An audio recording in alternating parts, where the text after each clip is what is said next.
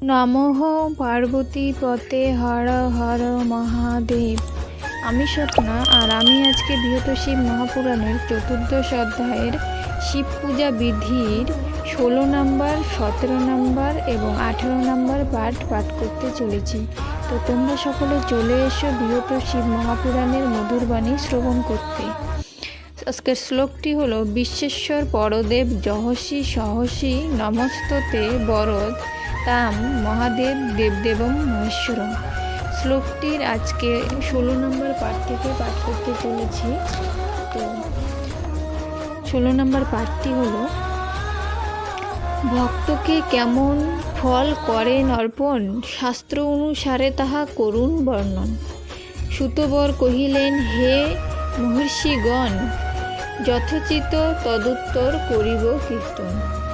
পদ্ম পুষ্প, শঙ্খ পুষ্প আর বিল্বপত্রে করিলে শিবের পূজা ভক্তিযুক্ত চিত্রে।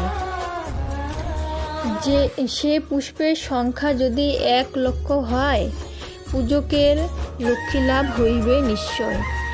যেই জন রাজ্য লাভ করিবে কামনা, 10 কোটি পুষ্পলিঙ্গে করিবে অর্চনা। চন্দনাক্ত পুষ্পটিত কুসুম প্রধান, বিল্বদল জলধারা করিয়া প্রদান। মৃন্ময় শিবের লিঙ্গে মন্ত্র অনুসারে অবশ্য করিবে পূজা স্বভক্তি অন্তরে।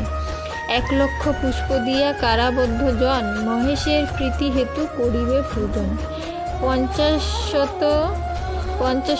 সহস্র কুসুম দিয়া হরে, রোগগ্রস্ত মানব পূজিবে ভক্তি ভরে। কন্যাকামী ব্যক্তি 25 সহস্র, পুষ্পে পূজা করিলে শঙ্কর হন হর্ষ। তাহার অর্ধেক পুষ্পে বিদ্যার্থী সকল, শিবকে পূজিলে হয় সকল মঙ্গল। কোনজন যদি চায় শত্রুর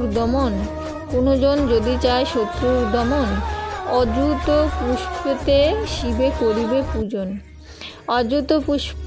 অযুত কুসুম দিয়া পূজে যশপ্রার্থী, সহস্র পুষ্পেতে পূজা করে বাহনার্থী। মুক্তিপ্রার্থী 5 কোটি কুসুমে পূজিবে, 1 কোটি পুষ্পে হরে জ্ঞানার্থী অর্চিবে।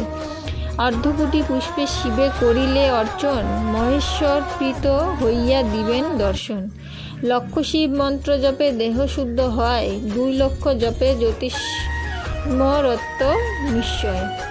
3 লক্ষ জপে হয় কামনা পূরণ, 4 লক্ষ জপে শিব দিবেন দর্শন, মানে 4 লক্ষ।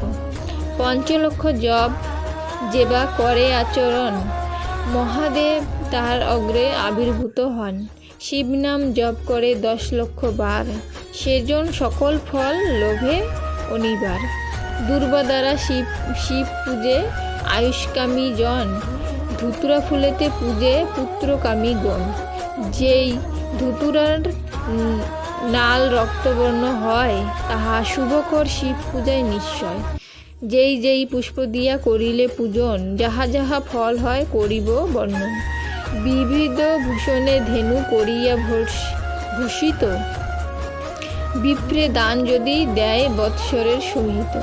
তাহে যেই পুণ্য হয় শুনো ঋষিগণ, করবীর পুষ্পে যদি পূজে পঞ্চানন।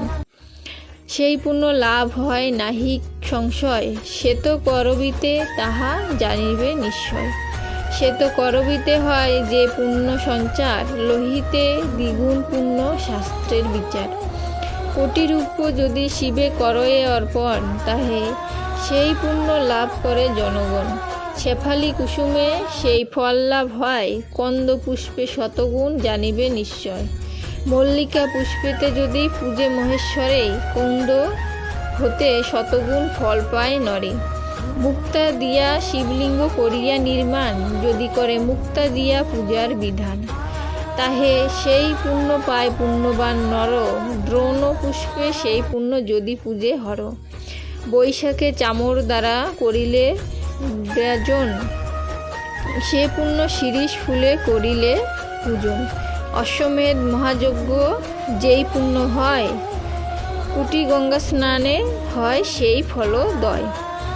নাগ কেশরেতে যদি পূজে মহেশ্বরে, সেই পুণ্য লাভ হয় জানিবে অন্তরে। মচুকুন্দ ফুল শিবে করিলে অর্পণ, গয়াশ্রদ্ধ সমপূর্ণ প্রায় পায় সেইজন। তুলসী অর্পণে পায় যেই পুণ্য নর, চন্দ্রায়ণ ফল পায় অর্পিলে টগর। কাশীধামে উপবাসে যেই পুণ্য হয়, বজ্রপুষ্পে শিব পূজা সমপুণ্য পায়। ধুতুরা কুসুম দিয়ে পূজে মহেশ্বরে, একাদশী উপবাস সমপুণ্য ধরে। কেতকী চম্পক পুষ্পে না পুজো শঙ্করে, পুজিলে বিফল সব জানিবে অন্তরে। পদ্মপুষ্প হতে শ্রেষ্ঠ নাহি ধরায়, অতি তুষ্ট হন শিব পুজিলে শ্রদ্ধায়। একমাত্র বিল্বপত্র সর্বপুষ্প হতে, সদাই প্রধান হয় শঙ্করে পুজিতে।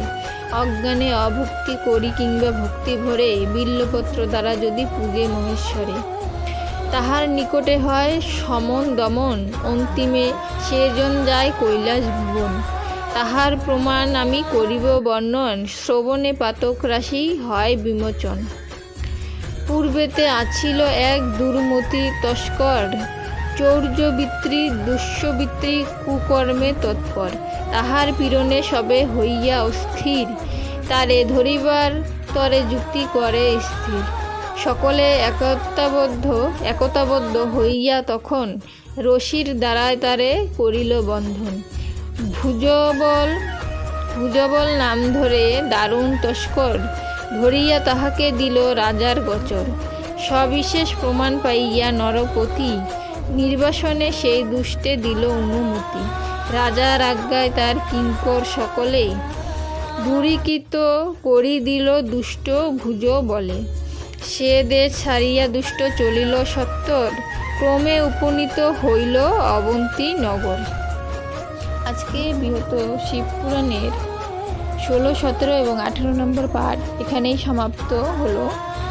আর একদিন পাঠ করলে চতুর্দশ অধ্যায় সমাপ্ত হয়ে যাবে। তো সকলে চতুর্দশ অধ্যায়ের পুরো পাঠটা অবশ্যই পাঠ করার চেষ্টা করবেন, বৃহৎ শিব মহাপুরাণ, এবং পাঠ করতে না পারলে বৃহৎ শিব মহাপুরাণের এই মধুর বাণী শ্রবণ করবেন। তো আজকে এখানেই সমাপ্ত করছি। সকলে ভালো থাকবেন। ধন্যবাদ।